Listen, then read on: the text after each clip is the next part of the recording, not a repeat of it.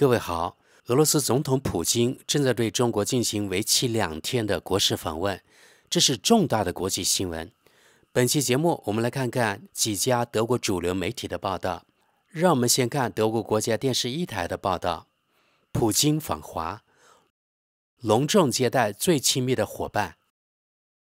普京正在访问中国，他最亲密的伙伴和盟友。然而，并非俄罗斯元首此行的所有关切对中国来说都是那么容易实现的。受到国际制裁的弗拉基米尔·普京在国外很少受到像在北京这样隆重的接待。俄罗斯总统与中国国家元首和党的领导人习近平一起从人民大会堂前的中国仪仗队前走过，随后两人进入会谈。柏林智库卡内基俄罗斯欧亚中心的亚历山大·加布耶夫说，普京在第5个任期开始时，首先就访问中国，这并不令人意外。毕竟，习近平在去年第3个任期开始时，也是第一个访问莫斯科的。当然，中国现在是俄罗斯在世界上最重要的伙伴。俄罗斯向中国出口的原材料不断增加，40%的俄罗斯进口商品来自中国。俄罗斯在对外贸易中使用最多的货币是元及人民币。密集的贸易，但没有武器。自2年多前俄罗斯入侵乌克兰以来，中俄关系得到了大幅拓展，双边贸易额大幅增加。去年贸易额达到创纪录的2200亿欧元。中国供应许多民主国家不再向俄罗斯出售的一切产品，包括智能手机和汽车。中国尚未谴责针对乌克兰的战争，而是支持俄罗斯。普京在启程前往北京前不久强调，俄罗斯领导层必须竭尽全力确保俄罗斯军队拥有一切必要资源，以成功完成在其乌克兰的任务。加布耶夫说，俄罗斯国家元首也有可能来华寻求军事支持。然而，北京领导层正在慎重考虑向俄罗斯提供什么和不提供什么。因为中国处于强势地位，中国更大，没有受到制裁，中国有多种选择，而俄罗斯没有。这就是为什么中国可以选择北京为莫斯科做什么。有些事情北京可能不愿意做，因为这会突破美国的红线。例如，提供武器，中国不会这么做。从航天到可再生能源的更紧密合作，美国最近多次警告中国，不要进一步加强与俄罗斯的军事合作。美国政府发现越来越多的证据表明，俄罗斯在中国的帮助下重组了军火工业，来自中国的所谓军民两用产品，即既可用于民用又可用于军用的产品，也被用于来对付乌克兰。例如卫星芯片和无人机。俄罗斯国家元首率领由部长和企业代表组成的代表团访问中国。普京告诉中国新华社记者，此次访问的目的是在工业和高科技、航天、核能、人工智能和可再生能源等领域开展更紧密的合作。据俄罗斯消息来源称，除首都北京外，普京还希望访问中国东北城市哈尔滨。哈尔滨具有俄罗斯文化特色，20世纪初，成千上万的俄罗斯人在此定居。我们节选几条网友评论。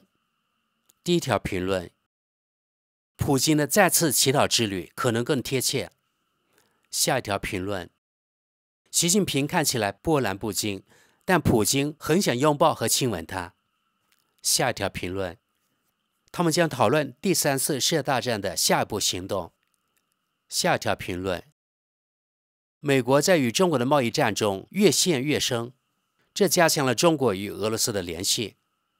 下一条评论：下面这2个视频显示出中国接待德国总理与普京总统完全不同的规格。接待舒尔茨显得冷冰冰，而接待俄罗斯总统普京则声势浩大。下一条评论：普京不仅受到中国国家元首习近平的欢迎，还受到了包括所有部长在内的中国政府全体内阁成员的欢迎。下一条评论：对美国人和欧盟来说，情况正在慢慢变得糟糕。中国越是孤立自己，我们的资源就越缺乏。美国也有60%到70%的产品在中国生产，而我们基于价值观的欧盟也是如此。下一条评论：俄罗斯不是我们的敌人，停止提供武器给乌克兰，在一个和平的多极世界中共同努力。下一条评论：这两个人出于自己的权力欲望，正在将世界推向毁灭，而他们的人民却对一切听之任之，这就是集体性愚蠢的结果。下一条评论：肯定不会像舒尔茨那样只得到省长的接见吧？中国和俄罗斯在地缘政治上相互依存，因为他们都不希望自己的大邻居是疯狂的大西洋主义者，这种关系建立在互惠的基础上。接着我们来看看德国《时代报》如何报道普京总统访华。普京抵达北京进行国事访问，中俄两国元首希望就两国的战略合作进行会谈。普京表示，他对乌克兰问题的对话持开放态度。俄罗斯总统弗拉基米尔·普京抵达中国，进行为期2天的国事访问。俄罗斯电视台播放了普京在北京下机时受到中国代表和仪仗队迎接的画面。访华期间，普京将与习近平主席一起参加两国建交75周年纪念仪式。习近平的邀请以及普京在其新的第5个任期内的第一个出国访问的目的地是中国，这一事实被视为两个核大国和联合国安理会常任理事国之间密切关系的标志。中国外交部称，习近平对普京说，中俄关系不仅符合两国根本利益，而且有利于和平。习近平还说，中方愿同俄方一道维护世界公平正义。出访前，俄罗斯政府表示，两国元首将讨论全面伙伴关系和战略合作。此次访华还将确定中俄合作关系的关键领域，并就国际和地区问题交换意见。普京还计划访问与俄罗斯接壤的黑龙江省会哈尔滨。访华前夕，普京在接受中国媒体采访时表示，他的政府已准备好就乌克兰冲突进行谈判。中国新华社援引普京的话说，我们愿意就乌克兰问题进行对话，但这种谈判必须考虑到包括我国在内的所有冲突当事国的利益。西方国家对俄中关系密切的担忧。此次北京之行是普京半年内第2次访华，也是自2022年2月俄罗斯发动侵略乌克兰战争以来，中俄两国领导人的第4次会晤。虽然中国在这场战争中表面上保持中立，但却因拒绝谴责俄罗斯对其邻国的攻击而受到西方的批评。2年前入侵乌克兰之后，俄罗斯在经济上比以往任何时候都更加依赖中国。西方国家对中俄两国在贸易和军事领域的密切关系越来越感到不安，尤其是因为这破坏了西方国家因乌克兰战争而对俄罗斯实施的众多制裁。中国是俄罗斯的重要经济支柱，中国受益于俄罗斯廉价的能源进口和丰富的自然资源。我们现在来看看几条网友评论。第一条评论：他已经去过了多少次中国了？他们彼此承诺过多少次忠诚的友谊？然而，中国的银行正在减少与俄罗斯的业务往来，因为美国和欧洲的重要性要高出20倍。大型天然气或石油交易会出现吗？当然不会。中国人不会蠢到犯德国刚刚犯过的错误，那就是依赖俄罗斯，然后任其讹诈。对中国来说，普京只是一个傀儡，就像朝鲜的金正日一样，只要想热闹美国人，就可以让他出面。下一条评论：德国与俄罗斯便宜能源及巨大的原材料无缘了。德国政府孤立了俄罗斯，欺骗了中国。外交部长贝尔伯克最近称习近平主席为独裁者，中国认为这是公开的政治挑衅，许多人认为这是危险的傲慢。下一条评论：普京又在测试他的恐怖范围，而我们却因为意见相左而听之任之。我们的总理却站在最前面，真是历史性的耻辱啊！下一条评论，报道中有这句话：中国根据自己的理解，对战争保持表面上的中立。然后这位网友对此发表评论，他说：真是一派胡言。除了迄今为止中国尚未向俄罗斯提供任何携带核弹头的远程导弹，并允许国际电视台直播交接仪式之外，中国还竭尽所能地支持俄罗斯参战，并尽可能地破坏西方对俄罗斯的制裁，这包括连接人民币跨境支付系统，这是 SWIFT 的小竞争对手，允许俄罗斯进入国际金融市场，使 SWIFT 的禁令失效。中国的所有媒体都在不断地报道俄罗斯遭到北约攻击，正在进行一场保卫战。谢天谢地，由于习近平领导下的灾难性意识形态化政策，中国的回旋余地非常有限。中国巨额宏观经济债务，包括公共债务、商业债务、私人债务等，整个经济部门的崩溃，资本和企业外逃，极高的失业率，导致了自1976年以来最大的经济危机。下一条评论，整个事件太荒唐了。普京和阿萨德一样，先是轰炸、杀戮、摧毁一切，然后又愿意对话，事情本不该发展到这一步。中国和俄罗斯为我们还无法预见的事情铺平了道路，更不用说归类了。德国知识说明，最后一句话我没有理解这位网友想要表达什么。下一条评论，乌克兰的谈判地位每况愈下，很快就会由美国来推动外交之路，而德国乖乖地紧随其后。下一条评论，中国当然不会保持中立，反而有兴趣让常规战争继续下去，因为这将占用全球西方的资源和注意力，那么中国更容易攻击台湾。然而，事态全面升级目前也不符合中国利益，因为这可能会损害其重要的对外业务。因此，中国目前正试图让战火持续燃烧，但又不让其失控。在习近平访问莫斯科期间，两人之间的力量平衡得到了清晰的认识。习近平已经召见普京先生，并希望就当前局势和下步行动进行解释和批准。下一条评论，如果没有中国的大力支持，俄罗斯很可能不得不放弃对乌克兰的侵略战争。我们永远不应该忘记这一点。顺便提一下，这是俄罗斯自1991年以来发动的第5次侵略战争，每次都赢得了领土。下一条评论，两国元首因其共产主义的历史和教育历史而团结在一起，而教育史的根基就是对马克思列宁主义世界观的信仰。现在我们来看看德国《世界报》如何报道普京访华。普京访问北京，俄罗斯和中国呼吁为核大国建立缓冲区。弗拉基米尔·普京在新任期的首次出访中再次选择了北京。习近平支持俄罗斯总统。北京和莫斯科在一份声明中呼吁为核大国建立一种势力范围。这一声明可能主要针对乌克兰加入北约。在联合声明中，俄罗斯和中国表示支持建立核大国与其他军事联盟的缓冲区。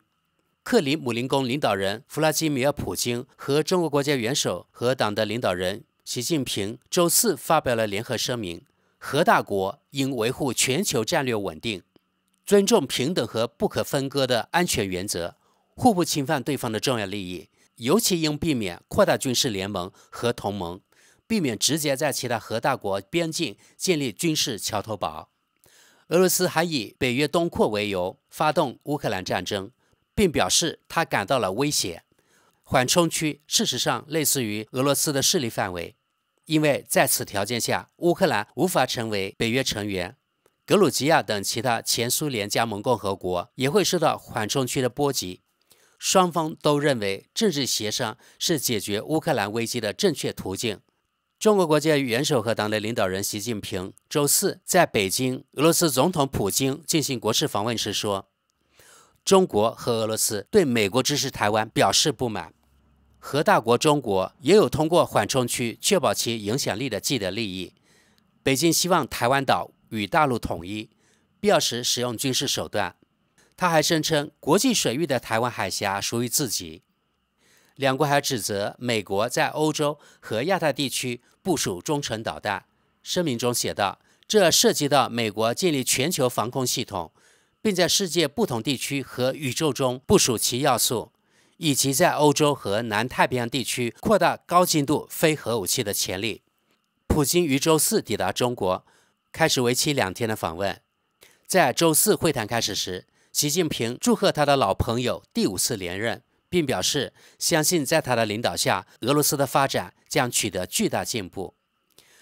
习近平认为中俄关系有利于和平，中俄关系变得更加牢固，经受住了不断变化的国际格局的考验。双方签署了旨在进一步深化两国现有伙伴关系的协议。普京于5月初开始了新一届任期，他率领一个由高级政治人物和企业家组成的代表团出席了会议。代表团成员包括外交部长拉夫罗夫、新任国防部长别洛索夫和中央银行行长纳比乌林娜。陪同普京的还有俄罗斯一些最重要企业的负责人，比如俄罗斯石油公司的谢钦、俄罗斯联邦储蓄银行的格列夫和实业家德里帕斯卡。中方东道主还包括总理李强。最后我们来看几条网友评论。第一条评论：也许老天爷会大发慈悲，在普京去中国的路上让飞机发动机失灵。